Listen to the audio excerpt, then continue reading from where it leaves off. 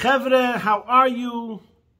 I hope everyone is gesund, stark, und freilich, begashmis und beruchnis. I hope everyone is healthy, strong, and happy physically and spiritually. Today is Erev Shabbos Kodesh Parshas Seitzei, and we are going to speak about the connection of Chodesh Elul to Parshas Seitzei and the relevance and lessons that we can learn. But first we'll start with a prayer. We're going to say a posik from the kapitel that we start saying every single day in Chodesh Elul, twice a day during Shachas and by Mincha, and that's the kapitel Chav Zayin, L'Dovid Hashem Moiri V'Yishi. We'll say the posik Gimel, which is directly related to this week's Parsha. And the posik says as follows, and this is the prayer: Im tachne olai machne lo yiro libi im tokum olai muchomo bezois ani voiteach. Were a camp to encamp against me, my heart would not fear. Were war to rise up against me, in this I trust. Bezois ani voiteach, Rashi says, bezois ani voiteach, b'masha omer l'mayla, Hashem mois chayai. In what we said above, in the same kapitel, the first pasuk, Hashem is the bastion of my life. So, the message is here of empowerment. Since we're connected above, we have the greatest force, the greatest power on our side. As misfabunden oiben, if you're connected above, you don't fall down below. And this is what we say in the prayer, that we have no fear. There's nothing of this world that's more powerful than a Yid who's connected to Hashem, and therefore whatever challenges he faces, he can overcome, because we've got the power. And this, my friends, is exactly, according to many commentators, the meaning of the first pasuk of this week's Parsha, where it says, Ki Seitzei lamulchama alevecha. If you go out and wage a war upon your enemies, unesone Hashem alikecha, and Hashem, your God, delivers them into your hands, v'shavisa shivyoi, and you seize their captives.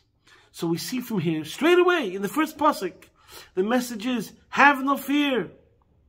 And we're being told, Ki Seitzei lamulchama alevecha, unesone Hashem alikecha.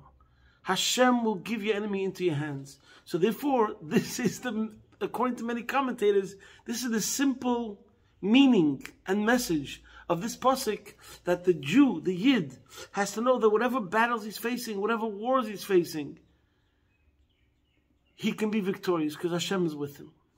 Now, we're not going to discuss the simple meaning of the pasuk over here, but rather, as most commentators immediately discuss, that over here we're talking about the inner struggle. And you know what? Let's just pause for a second and say in general that when this pasuk says, Ki Seitzei lamulchama, we're dealing with life's challenges, whatever life will throw at you, you should know that you can be victorious. Okay? On one level, it's talking about a Jewish soldier who goes to war, and there's a story with the Eishes Yefas Toyar. According to Toras HaChasidus, and this is what I want to say, today, primarily, I'm going to repeat two Hasidic discourses. We're going straight according to the Hasidic interpretation here. There's one mimer of the Rabbi Nilo Deidi Tafshin Yud Beis. It's a very famous Hasidic discourse that talks about prayer, which we'll soon discuss. And there's another discourse, Ki Seitzei lamulchama alevecha Tafshin Chafei. So what I'm going to speak today is a combination of both of those mimerim. But first, let's talk about Elul. There is a Birkei Yosef, the Rebbe brings this down in L'Kutei Sichos, Chelik Beis, page 637, where the Rebbe says as follows. No, sorry, not 637, 639, he brings that the Birkei Yosef schreibt, the Birkei Yosef writes, Adi Rabbonim was tomid oiskim begufei halachos ubechiburim. Even the rabbis, the scholars, the judges, is b'chodesh Elul hayu manichim miktzas limudim oif moisiv zayin betfilus uv'sachalunim. During the month of Elul, they invested more time, took away from the time of study, to invest more time, additional time, in prayer. Betfilus uv'sachalunim. And I believe, by the way, this might be connected also to the Hasidic custom in Chabad that during the month of Elul we add 3 kapitlich Tilim every single day. And I think it's amazing that automatically means that every single Yid, by adding those 3 kapitlich every day, accomplishes and fulfills this idea that he's moise betilas of Sachanunim. He adds in prayer every single day in these days of the month of Elul. Now, the Alter Rebbe, starting from the Alter Rebbe in Likutei Torah, and all the Rabbeim, they interpret this pasuk, Ki Seitzei Lamilchama Al Leivecha, is talking about prayer. Which in the Maimer Anilu Deidi Tafshin Beis, the Rebbe says that even though the verse Anilu Deidi V'Deidi Li is connected to prayer and Torah, I'm trying to keep it brief, so I'm not going to be able to tell you the whole story. But nevertheless, because the avodah, the service of Anilu Deidi, is more Mulmata Lamaila, starts from man, we have to say first Ani L'Deidi, and then Hashem responds V'Deidi Li. So therefore, between the two, and as we brought now from the Birkei Yosef, between the two, if we talk about Torah and Tefillah, even though they're both connected to Elul, but there's a greater emphasis on Tefillah. That's what the Rebbe says in the Maimer of Tafshin Yud Beis. In Tafshin Chav Hey, he speaks a bit differently. See there, if you want to get the full picture. But now we're going with the approach that let's focus on prayer. And this is what most of the Rabbeim, throughout all the history, in the Parsha of Ki Seitzei, the focus was on prayer. And why? Because there's a Zohar that says, Shas Tzoiso Shas Krova. The time of prayer is the time of battle. Listen up, my friends. The time of prayer is the time of battle. So therefore, if we're talking about our verse over here in the Pasuk, we're saying that prayer is the battle. That's where you face your inner struggle. So this is what we're going to focus on today. Ki Seitzei Lamilchama Leivecha is talking about the inner struggle of a person, which in general is referring to, according to Nigli, you'd say between your Yetzer Tov and your Yetzer Hara, your good inclination and your bad inclination. And in general, on this, we have the famous Mishnah in Pirkei Avos. In general, when we talk about man's inner struggle, where the Mishnah says in Perek Daled, the first Mishnah, everyone knows this, but we have to tell it to ourselves 100 times a day. Eizeu gibar hakovish es Yitzroi. Shenemar toiv erech hapayim mi gibar u'moishel beruchai mi loiched ir. Who is strong? He who subdues his evil inclination. As it is stated, he who is slow to anger is better than the strong man, and he who masters his passions is better than one who conquers a city. Let's repeat the verse from Mishlei. Toiv erech hapayim mi gibar u'moishel beruchai mi loiched ir. He who is slow to anger is better than the strong man, and he who masters his passions is better than one who conquers a city. Sometimes to control yourself from speaking bad about a person, you have to be a hero. You really want to spill the beans. You really would like to tell the other person about something or somebody. And you have to control yourself. Exercise self-restraint, exercise self-control, exercise self-discipline. And that makes you a hero. And that's greater than conquering a city.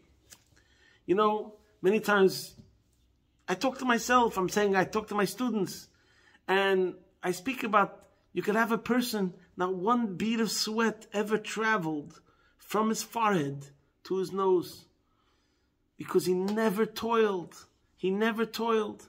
It's harder for him to get one bead of sweat to go from here to here.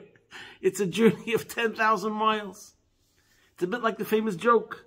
Everyone knows the joke, the famous joke. The rabbi got up in front of the congregation.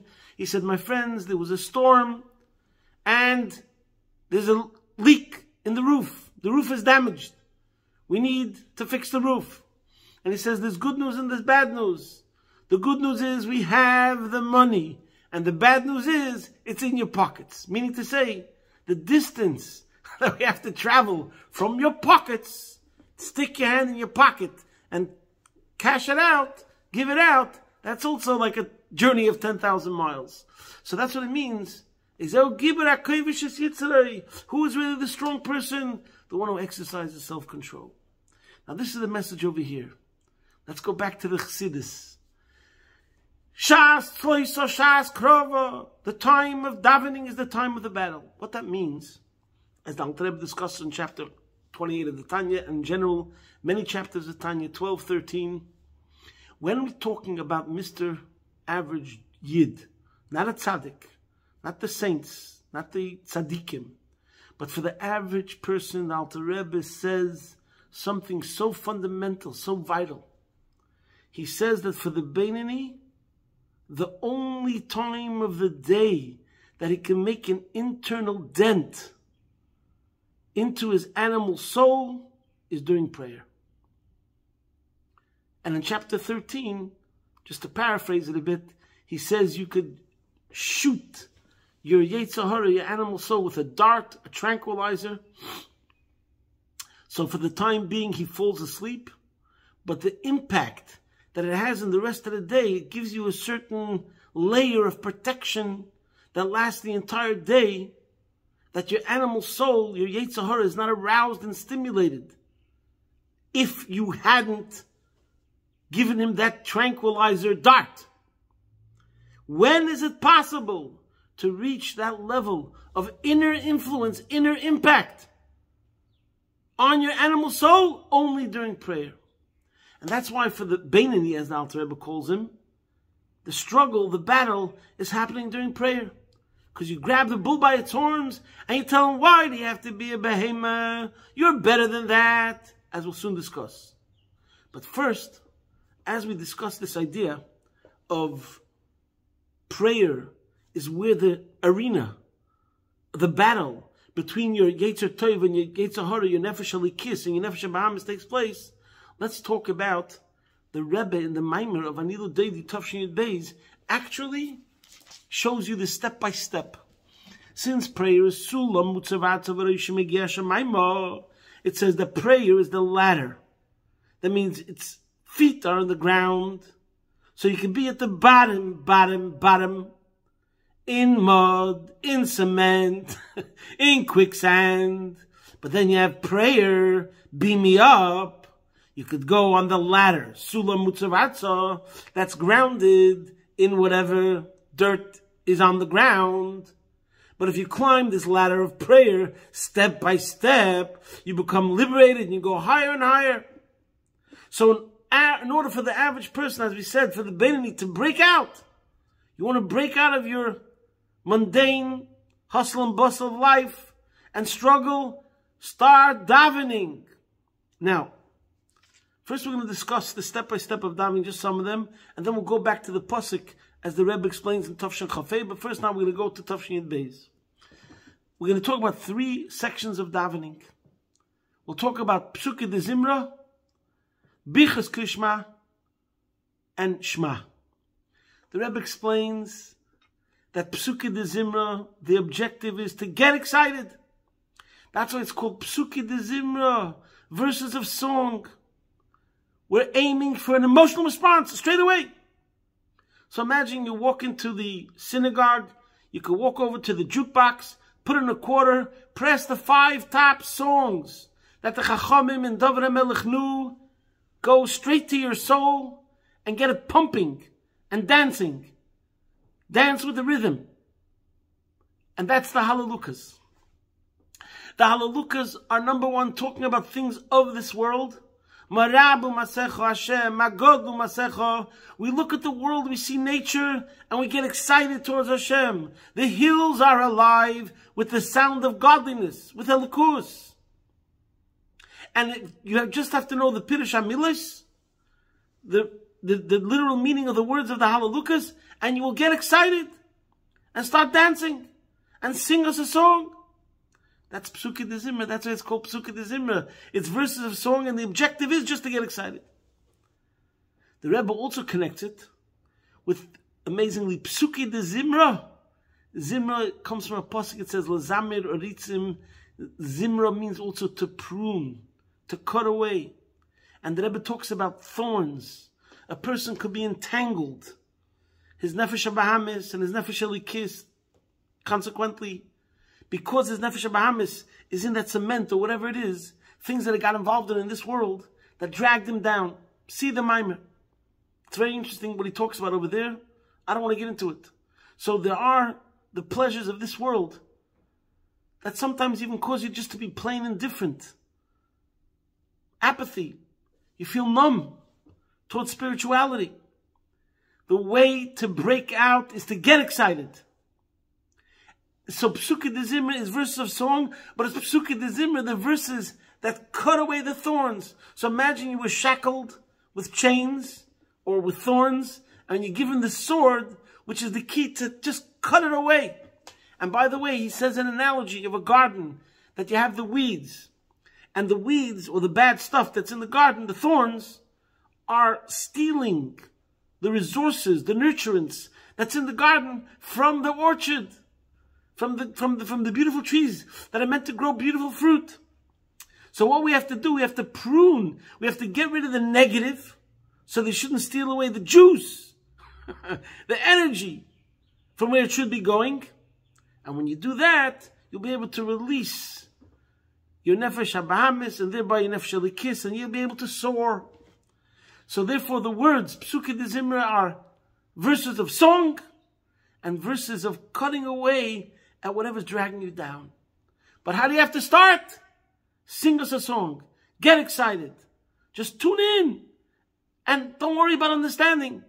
Just get excited. Dance. Sing.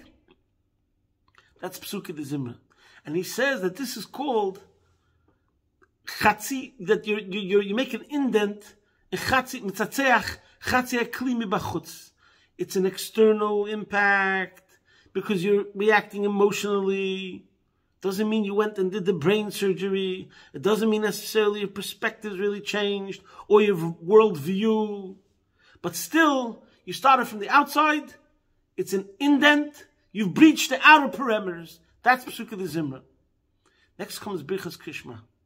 Two things change Birchas Kishma from Psukei de Zimra. Number one, we press the button, and the button is the rocket ship that went from Elam Hazeh, Elam Asiya, straight into spiritual worlds. Yoitzer Oir is connected to Olam HaYetzira, according to Kabbalah. Yoitzer Oir Uvoirei Choshech. We say that straight away. That's talking about the world of Bria. So we're moving away from Elam Hazeh. We're going now to spiritual worlds, and what are we talking about? The angels. The Srafim v'Chayes HaKodesh, and what they're saying and how they're nullified to Hashem, the angels. And here Chassidus explains, and this in the Maimer of Tafshin Yud Beis, Anna Chafei speaks about it, that now we are talking about the source of the Nefesh HaBahamis.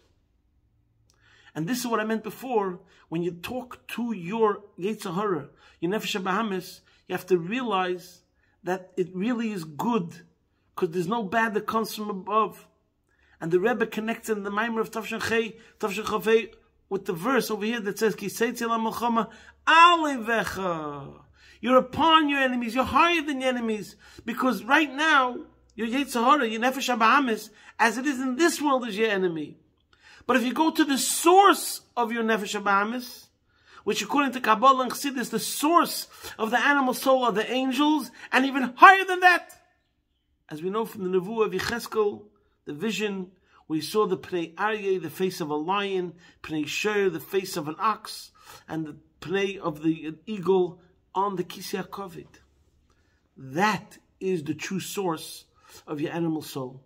Everything is really good.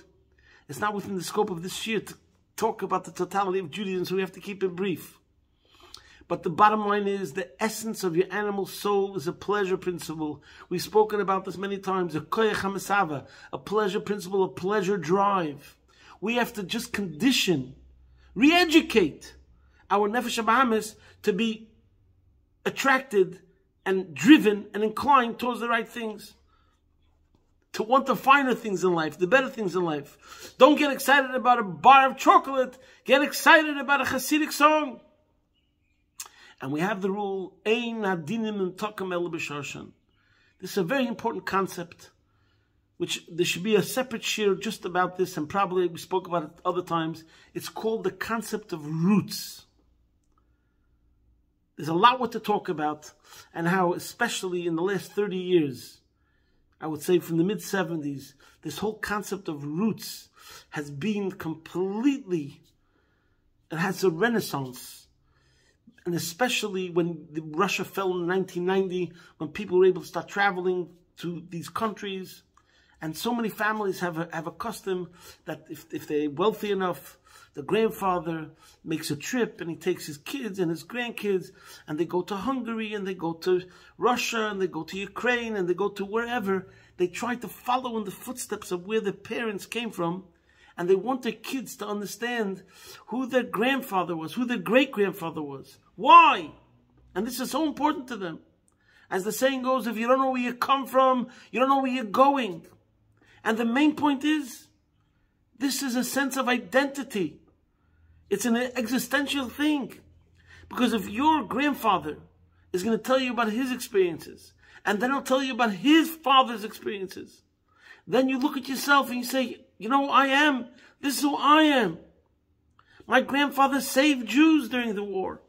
That's what he was busy doing. He was selfless. I'm just saying, for example, just to give another example, for example, let's say somebody gave you a book, and it's a story about some Jew, somebody who was amazing, did great things.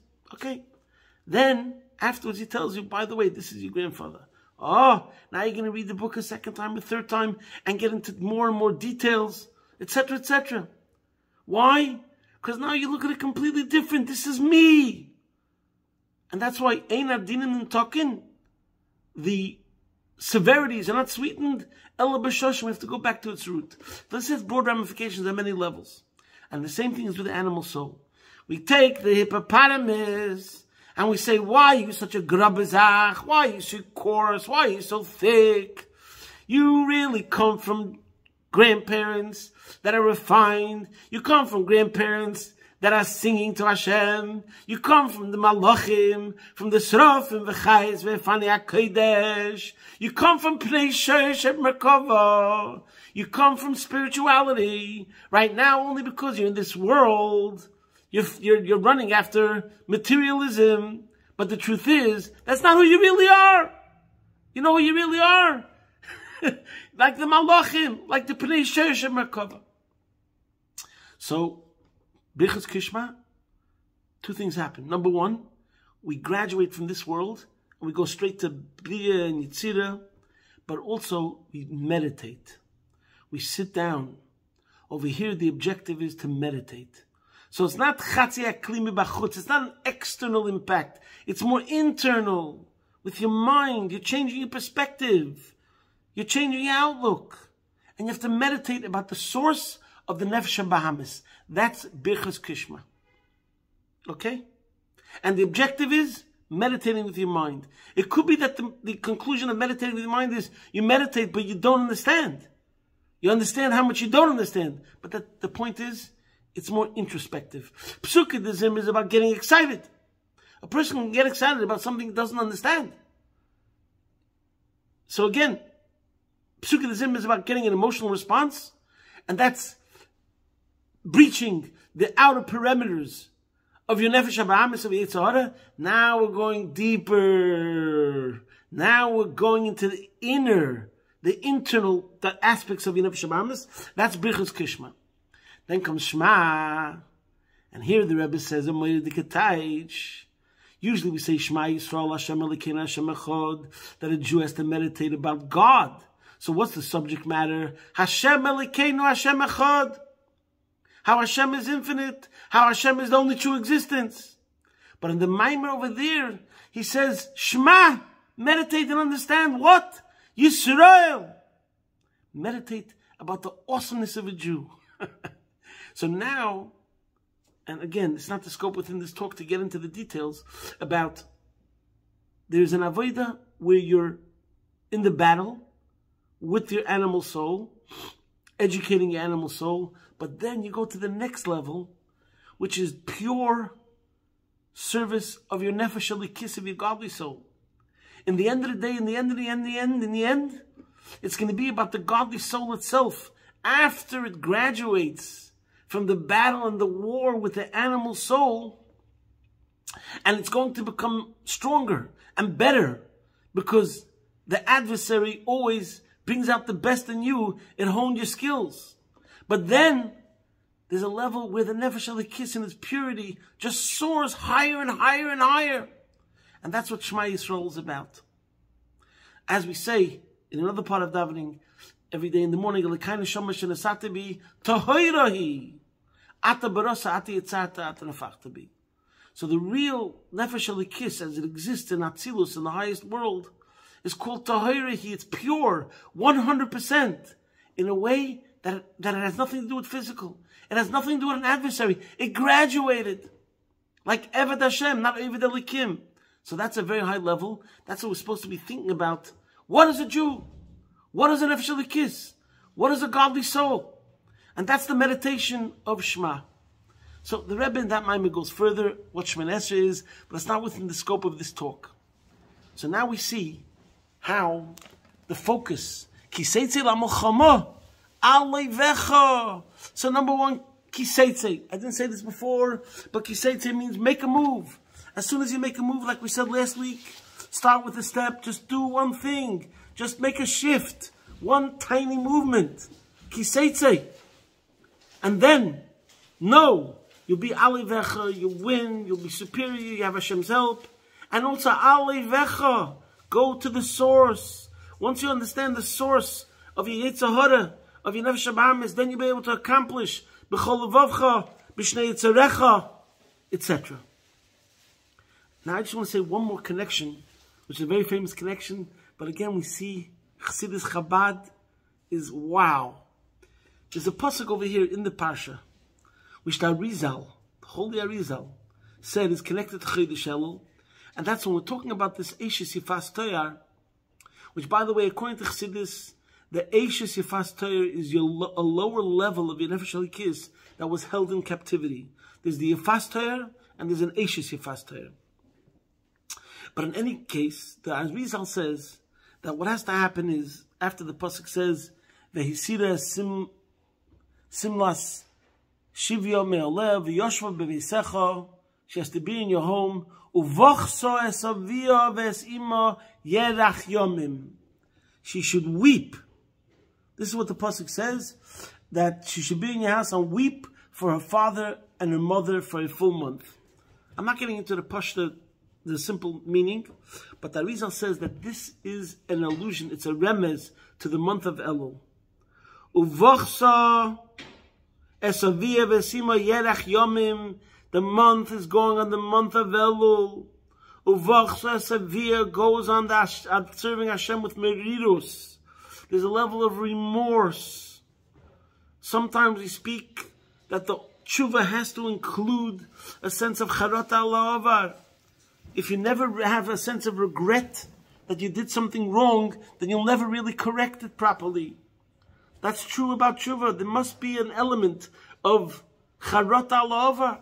That's why in Yom Kippur there's vidui, al chet, because we know that tshuva has to be b'makam achet. Unless the person is ready to say, I'm sorry, unless the person is ready to say, I made a mistake, then he'll never fix the mistake. So there is that element of charata al ha'ovar, having regret over the past. And this is what the Arizal says, uvochsa yerach yomim. During the month of Elul, the person has to have that element where he knows that he's missing something. It's like it says in the Yom Yom that there was a chassid that came to the Alter Rebbe and said, Rebbe, what am I missing? And that's the beauty of the story, that he was able to realize his limitations. He's missing something. Every single one of us has to ask themselves this question. What am I missing? How can I improve? How can I become better? And we have to realize that we're not perfect and we've made mistakes. That's what it means. In the month of Elul, take a good look at yourself, as Chassidus explains all over Cheshbon HaNefesh, and you weep. Weep means the avodah of charata ala'avar. So that's the Arizal. And of course, it's true. And there's that element. But if you give a look in the Likutei Torah, from the Alter Rebbe in Parshas Seitzei, page 74, I just want to read you a couple of lines, how Chassidus Chabad always goes to the next level. The Alter Rebbe says the following: Uvachsa savia. What does it mean that she shall weep after her father and mother? By the way, I'm sure it says in some places avia vesima means chochma bina. That's a person who's weeping that he doesn't have a higher consciousness. Chochma and bina. He doesn't have a higher consciousness, of a higher level of understanding of Hashem. And that's another point. You have to know what you're missing. You have to know what to ask for. When you pray, do you ask for chayrin adas? Do you ask to come to a higher level of learning, of understanding, of appreciation, a deeper level of intimacy with Hashem? Do you ask Hashem to have psichas halev hamayach and Torah? So now, listen to these words. Uvachsa savia, the Alter Rebbe says, he pchinas tshuva ilah. That's talking about the higher level of tshuva. We're not talking about charat alava. We're talking about something much higher. And then he says, Ukanedim mashikosav Arizal, quotes Arizal, about Mishay Nebeicha B'Rosh Hashanah V'Yom Kippurim, Ein Nishmasi Shleima. Whoever doesn't cry on the days of Aseret Mitzvah, his soul is not complete. But I want you to listen to the next words. Ve'ein B'chia Zu Bo Mitzad Morash Chayra. It's unbelievable. He says this crying does not come from melancholy, which means that it's not just plain simple regret or remorse, which has to be on a simple level, as we said before. Sometimes we say, that's a broken heart. Sometimes we say, there's nothing as whole and complete as a broken heart. That's one level, and it's true, and I'm not taking away from that. But here, I just want to show you an example of the Alter Rebbe. Wow! He says that over here, when it says Uvachsa savia, we're not talking about Pchiyat that comes from Morash Chayra. Elakeinyin she'omru razal, Gaber Rebbe Kiva, I think it's from the Zohar somewhere. He brings that it says about Rebbe Kiva, Shehisig soidoi satayra, when he came to an awareness and an understanding of the secrets of the Torah. B'shir Hashirim, when he realized the sweetness and the awesomeness of the soidoi satayra and Shir Hashirim. Zolgu Einov D'mois. His tears were flowing from his eyes. This is something that's similar to what's going to happen when Mashiach comes. Will be coming with tears. Shimadrega Gvoya. It's a very high level. So obviously, the Alter Rebbe doesn't say it's tears of joy, but it's definitely implying, he says it's not tears connected to Morash Chayra, it's not tears connected to melancholy, but it's tears connected to a higher awareness, a higher consciousness. And obviously, I think he means like tears of joy. Rebbe Kiva was in a state of ecstasy, because he came to a new level of appreciation, of Shir Hashirim, the Song of Songs, which is the love story between Hashem and Yidden and Hashem. So the Eibusha should help that each and every single one of us should make resolutions in the direction of Ani l'doidi v'doidi li, as you mentioned before, that the focus is on doidi, the love of Hashem to Yidden and the love of Yidden to Hashem, and we should make resolutions to improve. And the main focus during Chodesh Elul, as we mentioned, should be in davening. And therefore, ki Seitzei l'melchama ali vecha, as the Alter Rebbe says, is talking about Shas Shloisa, Shas Krova. And if we all try ki Seitzei, we'll just improve a bit, then we'll be all ali vecha. We'll see how we're making an impact on our Yetzer Hara, on our Nefesh HaBahamis, guaranteed. Ki korei ve'lecha adovar me'oid, beficha bevavcha la Seitzei.